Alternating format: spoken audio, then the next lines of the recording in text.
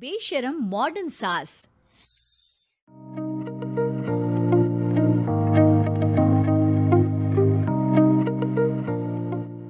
गीता एक गांव की लड़की है और उसकी शादी शहर में विपुल से हो जाती है। गीता की सास सविता बहुत पढ़ी लिखी और मॉडर्न महिला है। शादी के कुछ दिन बाद गीता, तुम आज शाम को तैयार रहना, हम डिनर बाहर ही करेंगे। इसकी क्या जरूरत है जी, मैं घर पर ही खीर पूरी बना लूंगी। अरे नहीं नहीं, खीर पूरी वाला डिनर नहीं, हम कुछ साउथ इंडियन और चाइनीज खाएंगे। ठीक है, मैं तैयार होकर आपसे मिलूंगी। विपुल अपने ऑफिस चला जाता है। अरे बाप रे, ये क्या खाना होता है? हमारे गांव में तो मैंने कभी ऐसे नाम भी नहीं सुने। चलो शाम को जाकर देख लूंगी। शाम को विपुल आता है और गीता विपुल के सामने आकर खड़ी हो जाती है।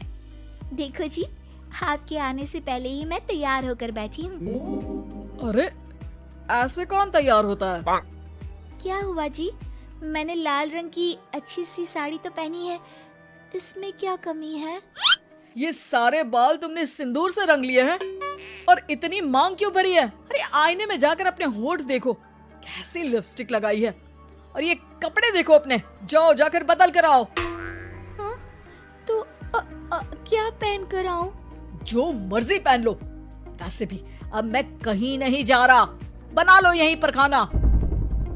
दोनों खाना खाकर सो जाते हैं। अगली सुबह विपुल, कल तुम कहीं बाहर जाने वाले थे ना?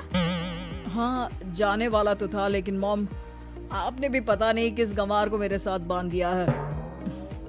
गुप्ता जी ने बोला था कि बहुत बढ़िया लड़की है, लेकिन ये तो मरा हुआ सांप गले में लटका लिया है।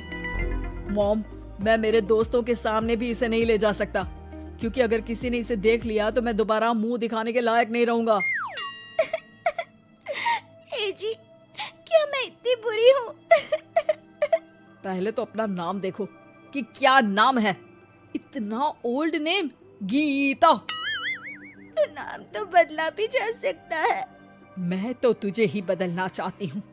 मेरा बस चले तो तुझे आज ही बदल दूं। माँ जी, आप ऐसा क्यों कह रही हो? अरे चल हट गंवार कहीं की, खबरदार अगर मुझे माँ जी कहा तो। अभी तो मैं इतनी हॉट और जवान हूँ और तूने मुझे बुढ़िया बना दिया। माँ, मैं तो ऑफिस जा रहा हूँ, थक गया इससे। विपुल ऑफिस चला जाता है और सविता शाम को अपने कुछ कपड़े गीता को देती है। गीता, आज तुम्हें आखिरी मौका दिया जा रहा है। अगर तुमने कोई गड़बड़ की तो मैं तुम्हें घर से निकाल दूंगी। ये कपड़े पहनकर बाहर आ जाओ। ये तो जींस है माँ जी। हाँ तो क्या हुआ, पहन ले। गीता जींस पहन लेती है, लेकिन वो उन कपड़ों में बहुत ज्यादा असहज महसूस करती है। आज मेरे साथ बाहर चल, तुझे शहर के तौर तरीके सिखाऊंगी, लेकिन ध्यान रहे कि जैसा बताऊं ऐसा ही करना है। सविता गीता को लेकर मैकडी पहुंच जाती है और वहाँ 2 बर्गर मंगाती है। माँ जी, ये क्या है? माँ जी नहीं मॉम, बर्गर है ये, चुपचाप खा लो, मेरी बेइज्जती मत कराओ। और जींस को बार बार पकड़ क्यों रही हो और इस टॉप को नीचे क्यों खींच रही हो? मत करो ऐसा, नहीं तो सब समझेंगे कि तुमने ऐसे कपड़े पहली बार पहने हैं।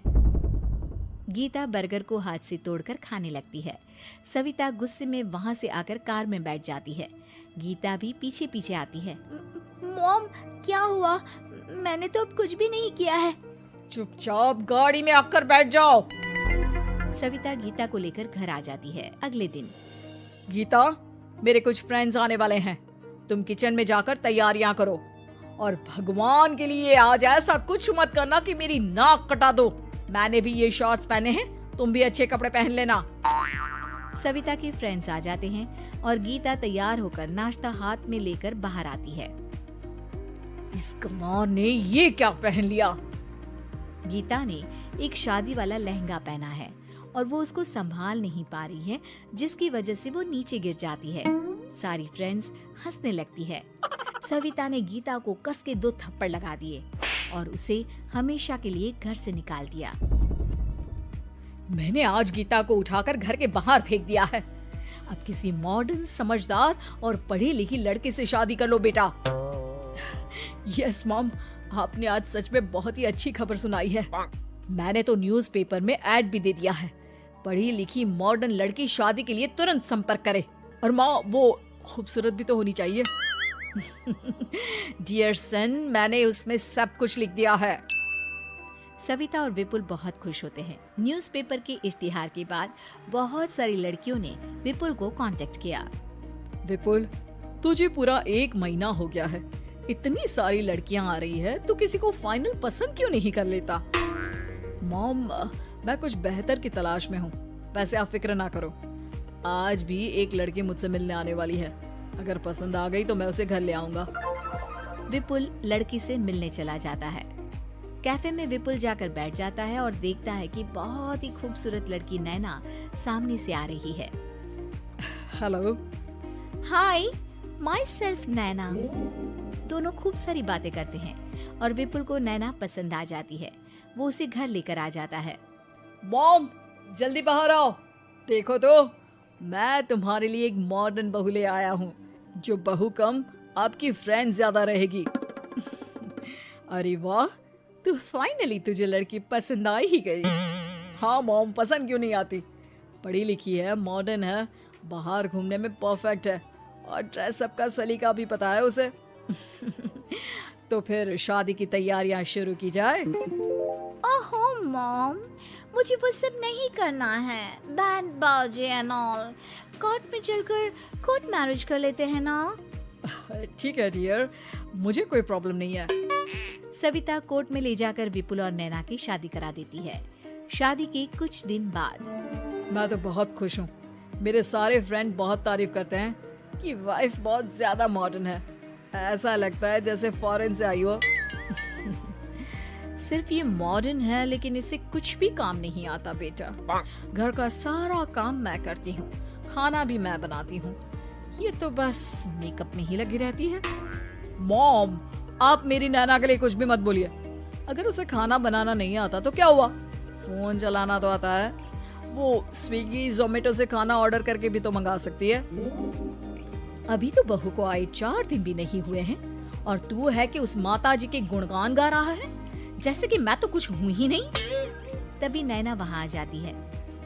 मुझे आज अपने घर जाना है। तो मैं तुम्हारे साथ चलूं क्या? नहीं, मैं खुद कार लेकर चली जाऊंगी।